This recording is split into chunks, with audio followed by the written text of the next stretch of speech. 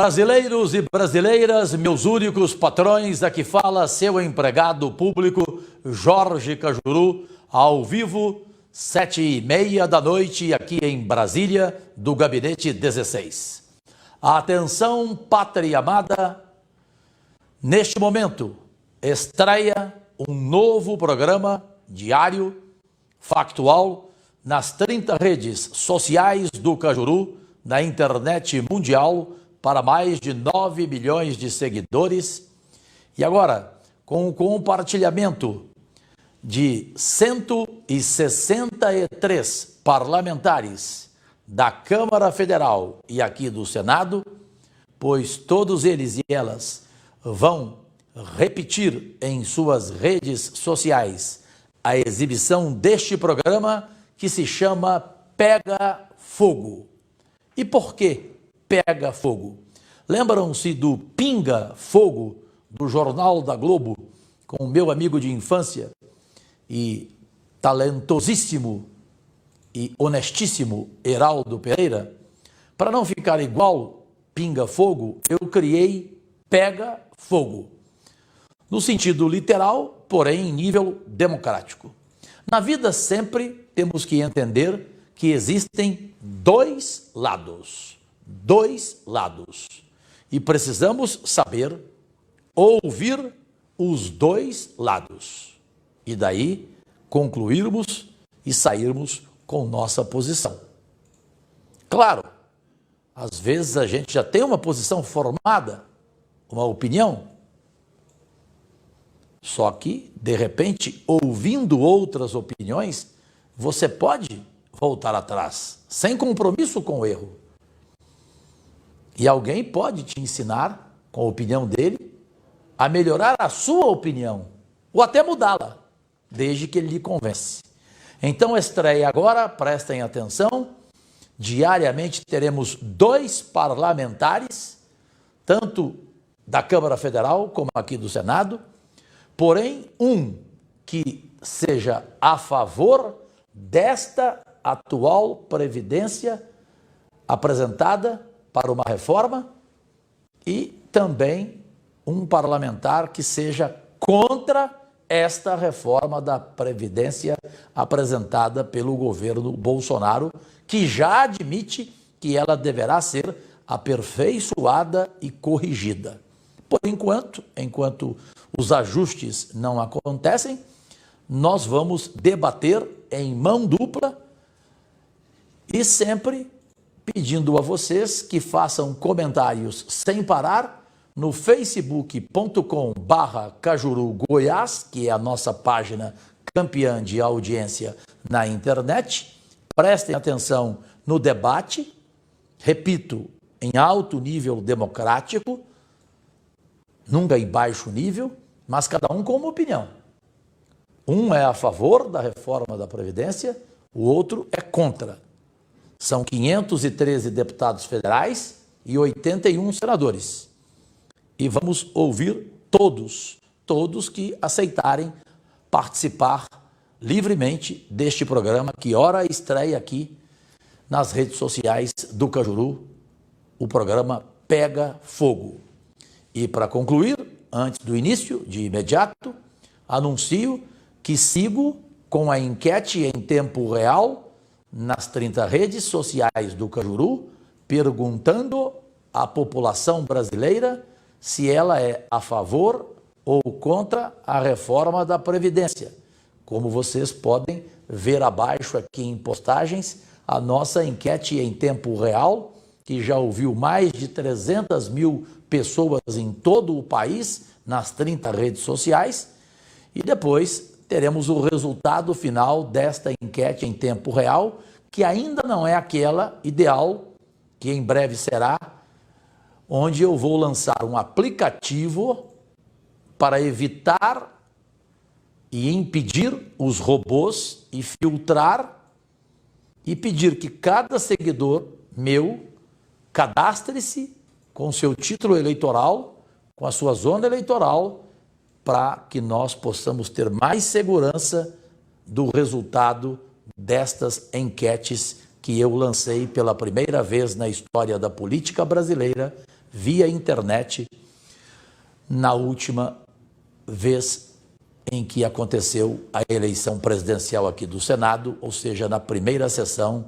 onde vocês, brasileiros e brasileiras, decidiram pela candidatura vitoriosa de Davi Alcolumbre. Manda para o ar, então, a vinheta já criada do programa Pega Fogo, e os dois parlamentares que escolhi para abrir este programa, inédito também na política brasileira, são dois companheiros exemplares, pensam de forma radicalmente diferente, todavia se respeitam, é um casal. É a senadora do Maranhão, Elisiane Gama, que eu tanto admiro, e é o senador de São Paulo, Major Olímpio, que também virou meu amigo pessoal, pois já era amigo de meu irmão pai, José Luiz da Atena. Os dois iniciam o debate e vocês vão julgar quem está com a razão. Quem é contra a reforma da Previdência, os argumentos que vai usar, ou quem é a favor da reforma da Previdência. Manda pro ar.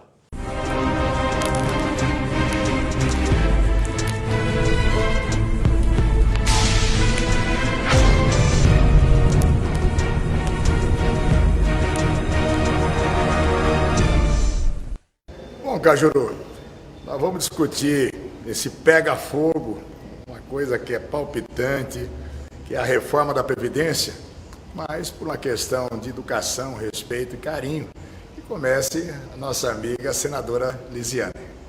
Eu quero primeiramente cumprimentar o Major, porque eu tenho um grande respeito, foi colega nosso aqui na Câmara dos Deputados, como deputado federal. Cumprimentar o Cajuru pelo grande trabalho que ele está fazendo no Senado, pela sua atuação, pela sua forma muito precisa de tratar os vários temas do Brasil.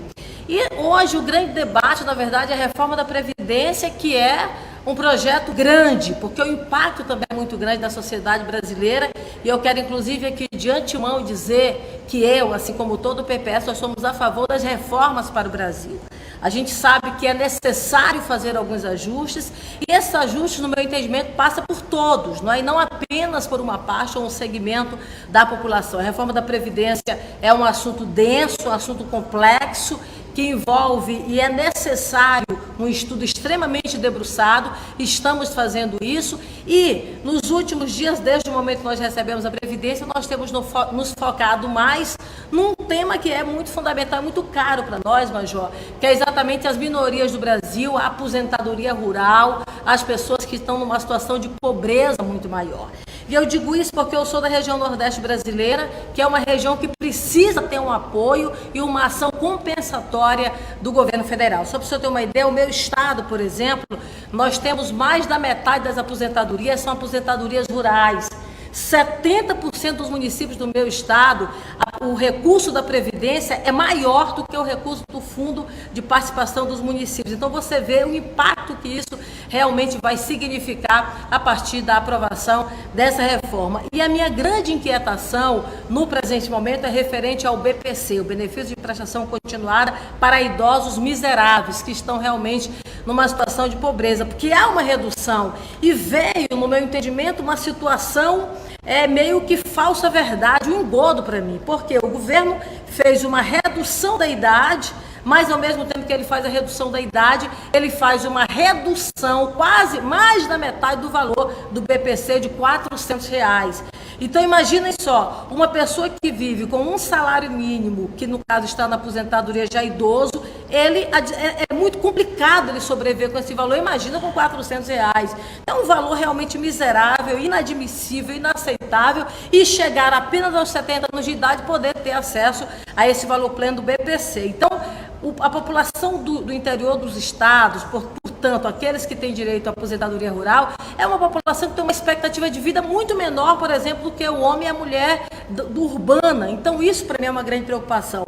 A outra situação também é referente a essa mulher do campo. E eu fico me perguntando por que a mulher do campo tem que trabalhar mais para se aposentar e aqui, já na parte urbana, não houve, na verdade, essa alteração tanto. Isso é uma situação séria. A mulher do campo, ela tem, por exemplo, a dupla jornada de trabalho. A mulher do campo, ela tem uma dedicação muito maior em relação aos filhos, não é? E, portanto, às vezes há netos, porque já nessa idade já estão cuidando, às vezes, de netos. E aí, em geral, elas tiveram acima de 7 filhos. Então, você vê o impacto na vida dessa mulher, de fato, é muito grande. Então, essa é uma preocupação e eu espero, eu até acredito que o governo mandou esse texto dessa forma, já com a intenção de retirar, não é, esses itens e fazer esse novo ajuste. Esse recuo é muito importante. Aliás, mas eu acho que não será dificuldade para o governo, para o presidente. Ele tem recuado em muitas coisas. Então, que ele também recue desse ponto específico, porque vai ser um ganho para essas mulheres e para esses homens que estão em situação de pobreza e têm acesso direto a essa aposentadoria rural. E só para finalizar, o impacto na economia para os próximos 10 anos ele é irrisório quando você pega esses pontos aí da reforma da Previdência, referente a esses 2 quesitos que eu acabei de apresentar. Olha, gente, vocês veem, o Cajuru coloca esse pega-fogo aí, pega fogo mesmo. Há pontos convergentes entre o posicionamento dessa guerreira que é a Lisiane, um momento em que todos nós reconhecemos a necessidade de alterações. Logicamente, o governo traçou uma estratégia, colocou algumas metas muitas vezes levando em consideração o equilíbrio econômico, o equilíbrio fiscal para os próximos anos. Agora, o projeto foi mandado para a Câmara. Quem vai fazer esse filtro são justamente os deputados e os senadores. Eu não tenho a menor dúvida, aliás, eu não conheço, nenhuma PEC que saiu lá do Executivo e não foi aperfeiçoada em nenhum momento durante o seu curso. Você tocou em pontos que são fundamentais e que vão se contrapor num debate muito intenso nas comissões.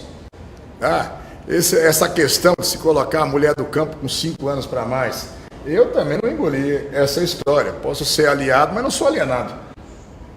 Né? O valor de R$400 aí do BCP, tudo isso vai ser objeto de intensa discussão. Mas isso vai ser amadurecido, como também eu vejo lá, quando, olha, nós vamos para fomentar mais o trabalho, mas você coloca o fim da multa de 40% para aquele que é aposentado e volta a trabalhar, é um tema que vai ser discutido. Eu posso apostar com você que esses temas serão aperfeiçoados. Tá? Então, há uma busca, sim, do governo. Você pode ver que a exposição motivo do projeto, como um todo, ela fala na vertente do combate às fraudes, que a Procuradoria da Fazenda Nacional tenha medidas ou formas de buscar mais intensamente os sonegadores da Previdência, e esse terceiro vértice, que é as alterações do sistema de Previdência. Nós temos um problema que o Brasil, a população cresceu, né? Se por um lado seria uma coisa otimista, a população está vivendo e cada vez mais tempo, em contrapartida nós temos muitos Brasis. Você falou de uma realidade do Maranhão, eu falo às vezes por dentro da cidade de São Paulo. Quando você tem num bairro de Moema, em Pinheiros, na Avenida Paulista, a população com tempo de vida média de 85, 86 anos, você tem na periferia menos assistida, no Jardim Ângela, no Capão Redondo, no Jardim Rubru, a população, o tempo de vida média da população em 66 anos. A diferença dentro de uma cidade. Então, vai ter uma dificuldade, o debate vai ser intenso, o pinga-fogo não será político, partidário, esquerda, direita, todos nós, né? A Lisiane, ela tem um trabalho profundo e essa sensibilidade dela em buscar nas minorias, como ela chama, no menos assistido, na população mais carente. Isso vai ser importantíssimo dentro desse debate, que muitas vezes nós não estamos enxergando essa faceta. Eu, por exemplo, a minha origem é no serviço público, então eu fico buscando exatamente onde será o equilíbrio em relação a previdência para o setor público, a previdência para os militares, a previdência dos policiais, e tudo isso, em cada momento nós temos um debate muito intenso. Nós tentamos contribuir de todas as formas para que o projeto tivesse mais num equilíbrio das coisas. O governo fez uma opção de falar, olha, em 10 anos nós teremos 1 trilhão e 300 milhões de reais de equilíbrio para as contas, que não é um dinheiro que vai ter, é que deixaria de sair. Mas isso é muito relativo. Em cada momento nós vamos evoluir, sim. Nós não vamos ter essas questões de dizer, olha, piorou a vida do brasileiro, principalmente dos menos assistidos. Tá? Há discussões, nós estamos criando alíquotas maiores da contribuição previdenciária. Essa ideia que eu acho válida, quem ganha menos paga menos ainda, quem ganha mais paga mais, mas não podemos ser injustos também dentro desse processo. Então, muito embora eu seja amigo do presidente da República, seja do partido do presidente da República, nós vamos ter bastante equilíbrio nessas discussões.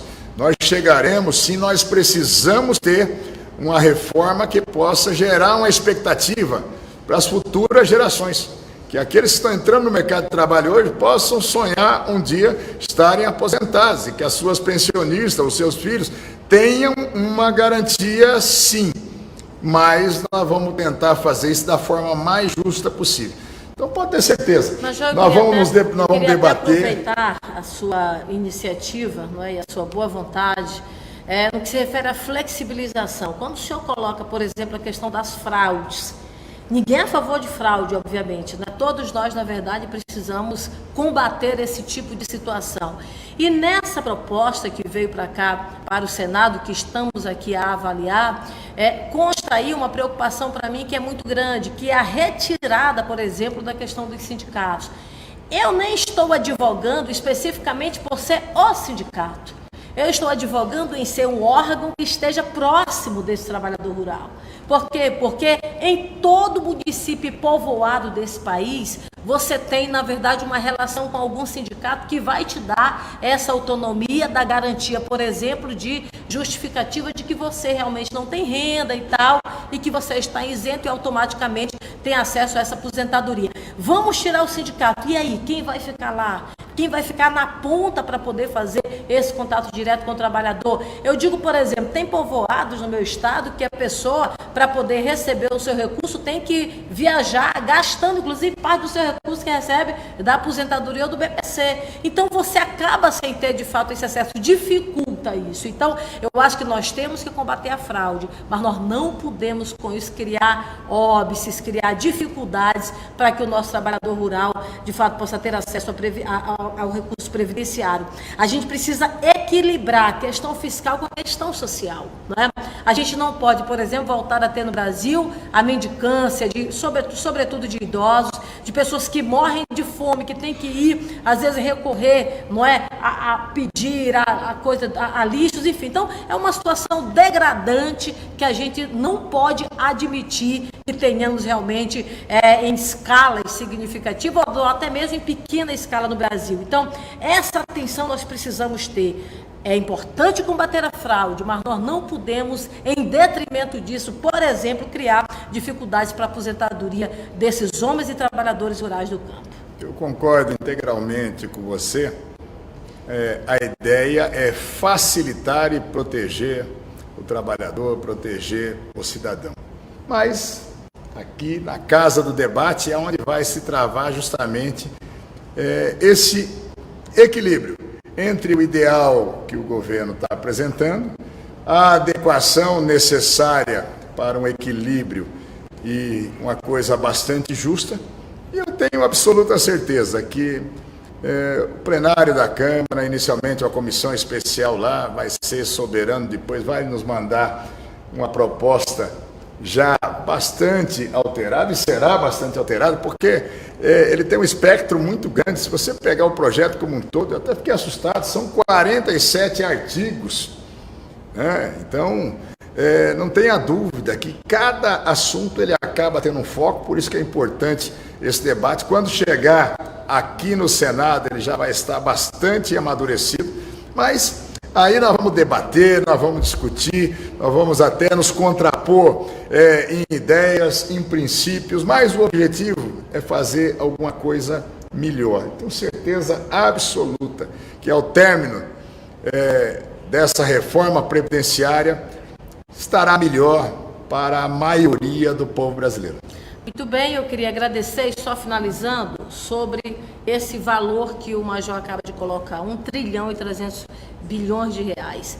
Apenas os dados apresentam menos de 10%, algo em torno de 7 a 8% representará esse impacto em relação à aposentadoria rural. Então, em nome da sua boa vontade, da sua sensibilidade, que está gravado aqui, você vai nos ajudar como presidente da República para retirar. E a minha família toda de trabalhador rural, eu sou caipira lá de Venceslau, não tem jeito. Abraço, gente. Cajuru, parabéns. Parabéns, Cajuru.